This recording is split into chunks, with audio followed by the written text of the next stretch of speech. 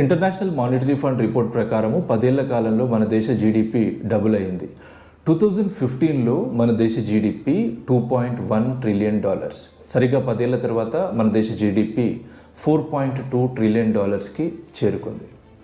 మధ్యలో corona pandemic affect చేసినప్పటికీ ప్రపంచంలో ఉన్నటువంటి చాలా దేశాల ఆర్థిక వ్యవస్థల కంటే వేగంగా మన ఎకానమీ రివైవ్ అయి ఈ ప్రోగ్రెస్ సాధించింది. మన జీడిపి ఇలా డబుల్ అవ్వడానికి వేరియస్ ఫ్యాక్టర్స్ ఇన్ఫ్లుయెన్స్ చేశాయని చెప్పొచ్చు.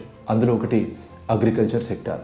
క్లైమాటిక్ రిలేటెడ్గా కొన్ని ఛాలెంజెస్ మధ్యలో వచ్చినప్పటికీ అగ్రికల్చర్ సెక్టార్ బాగా పర్ఫామ్ చేసింది. తర్వాత సర్వీస్ సెక్టార్, ఆ తర్వాత గవర్నమెంట్ ఆఫ్ ఇండియా తీసుకున్నటువంటి proactive initiatives, especially make in India లాంటి ప్రోగ్రామ్, ఆ తర్వాత ఎంఎస్ఎంఈస్కి లోన్ ప్రాసెస్ని సింప్లిఫై చేయడం, ట్యాక్స్ రెజ్యూమ్లో చేంజెస్ తీసుకురావడం, ఆర్బీఐ తీసుకున్నటువంటి ఇనిషియేటివ్స్, దాంతోపాటు ఫారిన్ డైరెక్ట్ ఇన్వెస్ట్మెంట్ కూడా మన జీడిపి డబుల్ అవ్వడంలో కాంట్రిబ్యూట్ చేసింది అని చెప్పొచ్చు.